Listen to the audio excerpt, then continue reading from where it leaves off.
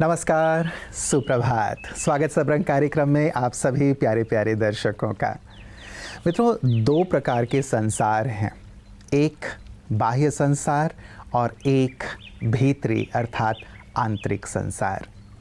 बाह्य संसार से तो हम सभी भली भांति परिचित हैं। सारे दिन हम बाहरी जगत की खबर रखते हैं, बाहरी जगत में ही विचरण करते हैं, लेकिन आंतरिक जगत भी इतना ही विस्तृत या उससे भी कहीं ज़्यादा विशाल है।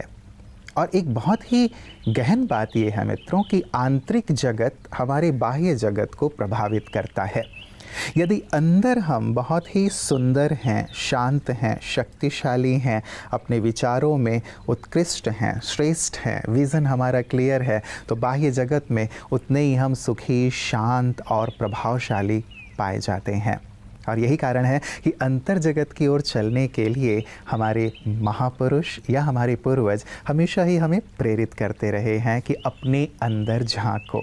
इसलिए हम अपने अंदर ज़रूर झांका करें, क्योंकि अपने मूल स्वभाव को जब हम समझ जाते हैं तो सचमुच जीवन परिवर्तित हो जाता है। जीवन श्रेष्ठता की ओर, उत्कृष्टता की ओर अग्रसर हो जाता है। इसीलिए बाहर ज़रूर जाएं, लेकिन भीतर भी ज़रूर झांका करें। ओम शांति। कहते हैं, न किसी के अभाव में जियो, न किसी के प्रभाव में जियो। ये जिंदगी है आपकी, आप अपने स्वभाव में जियो। और प्रत्येक मनुष्य आत्मा का वास्तविक स्वभाव है सुख, शांति, आनंद, प्रेम, पवित्रता, ज्ञान और शक्ति। जीवन में जब इनका अभाव हो जाता है तो इंसान अपने स्वभाव के विरुद्ध कर्म करने लगता है, दुखी रहने लगता है और दूसरों को दुख देने लगता है, परिस्थितियों से बार बार प्रभावित होने लगता है, स्वयं को असमर्थ समझने लगता है।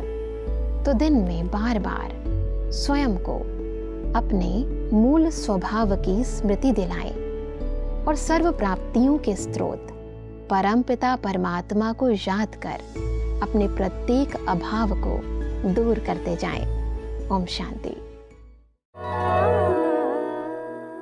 मित्रों, इस बात पर भी बहुत गहराई से शोध हो रहा है, शायद आप इस बात से भिज्ञ हों कि व्यक्ति का स्वभाव उसके शरीर को सीधे सीधे प्रभावित करता है।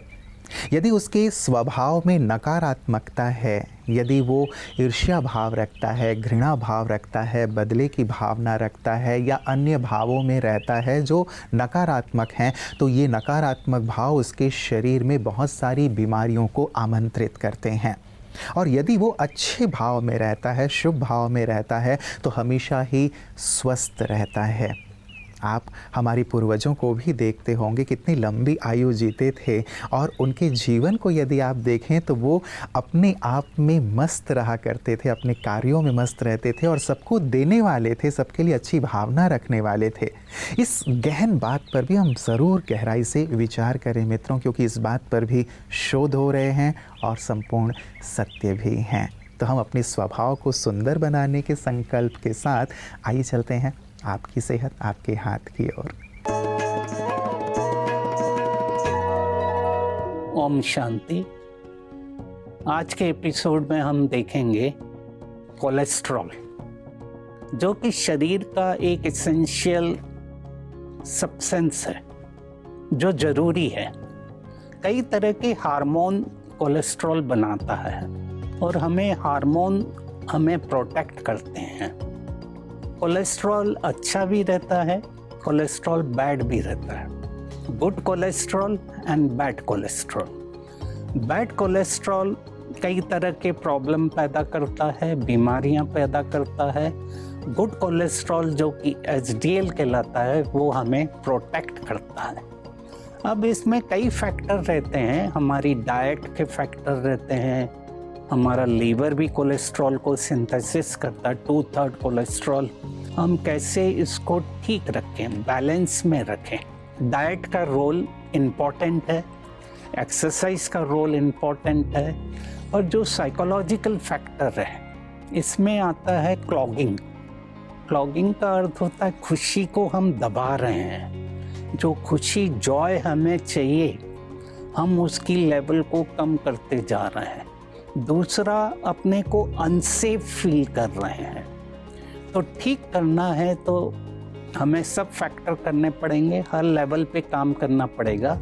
पर पहला फैक्टर साइकोलॉजिकल फैक्टर है, अपने को सेफ रखें, सेफ एक्सेप्ट करें। परमात्मा मेरे साथ है, उसकी कंपनी से मैं अपने अंदर के डर को ठीक कर रहा हूँ और सेफ हूँ। दूसरा है, अपनी खुशी की लेवल को बढ़ाएं, जॉय को बढ़ाएं।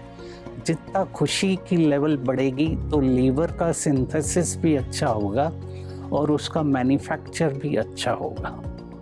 आइए हम सभी अपने कोलेस्ट्रॉल लेवल्स को नॉर्मल रखें, एचडीएल को बढ़ाएं और अपने मेडिटेशन से लीवर की मैन्युफैक्चर लेवल को ठीक करें और जीवन में स्वस्थ रहें। मित्रों, कहते हैं कि अच्छा दिल और अच्छा स्वभाव दोनों ही बहुत ज़रूरी हैं, क्योंकि अच्छे दिल से रिश्ते बनेंगे और अच्छे स्वभाव से रिश्ते निभेंगे।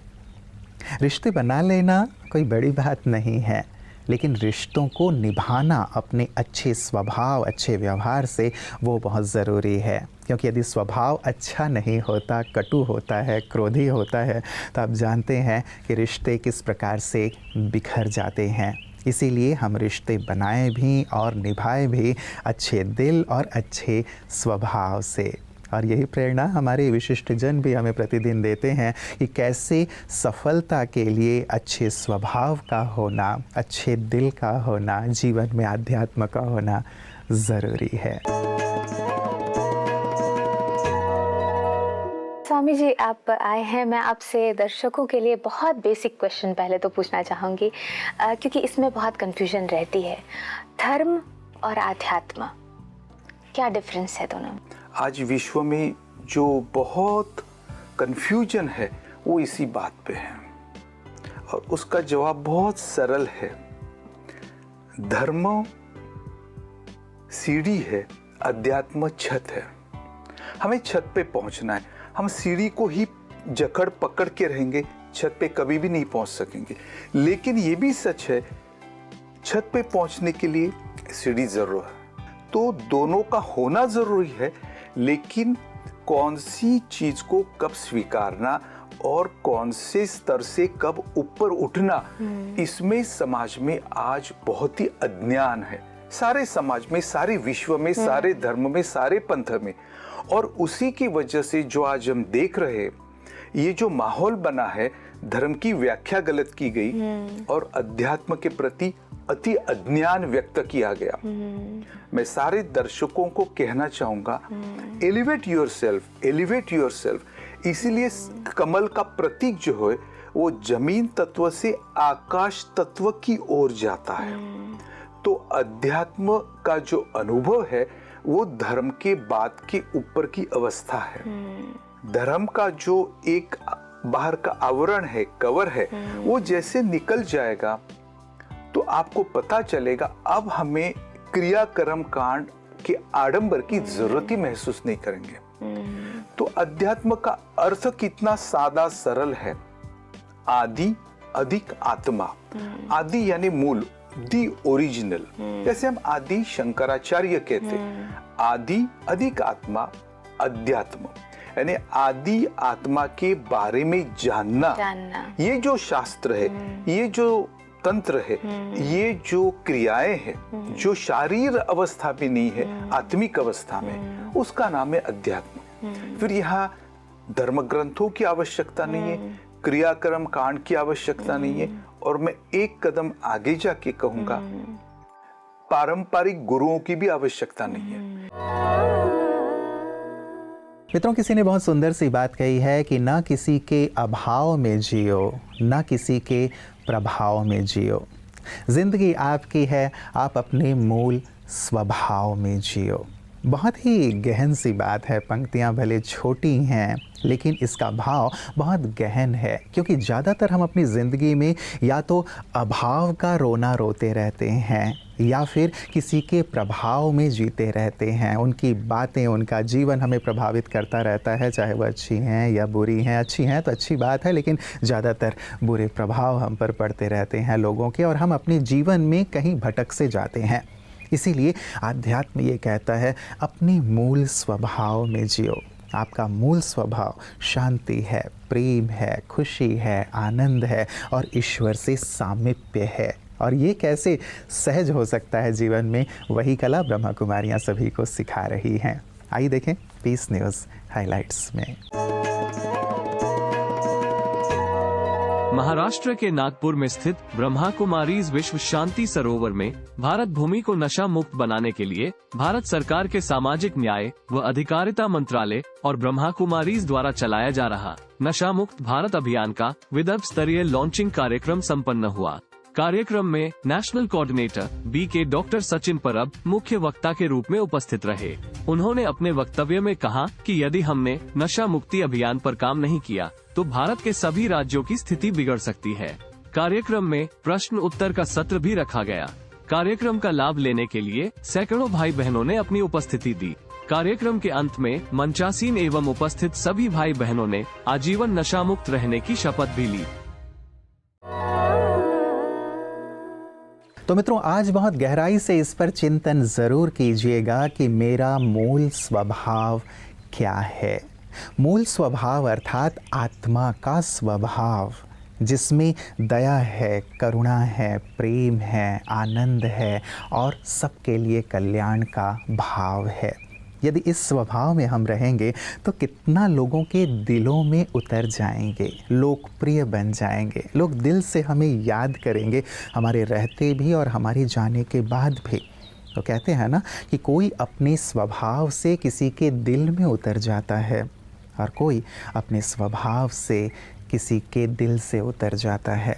क्यों ना हम सबके दिलों में उतरें, और ये तभी संभव होगा जब हम अपने मूल स्वभाव में रहेंगे। तो आइए इस पर गहराई से चिंतन करें, इससे अपने जीवन में साकार रूप प्रदान करें तो सचमुच जीवन श्रेष्ठ बन जाएगा।